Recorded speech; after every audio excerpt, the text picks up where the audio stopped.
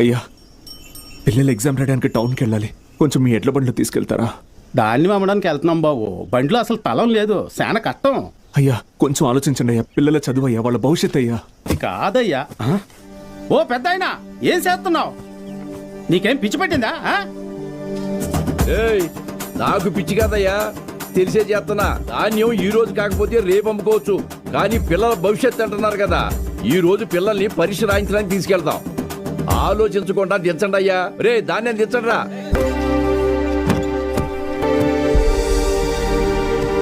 పర్లేదు, ఎక్కండి అయ్యా, ఎక్కండి.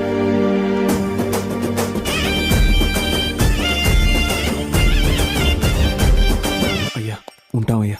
మంచిది.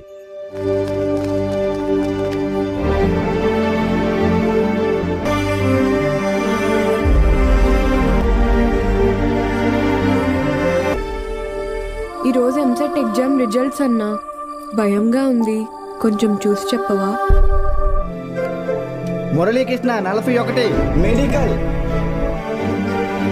సురేష్ 59 మెడికల్, ఈ మహాలక్ష్మి 15, ఈ పద్మావతి 8.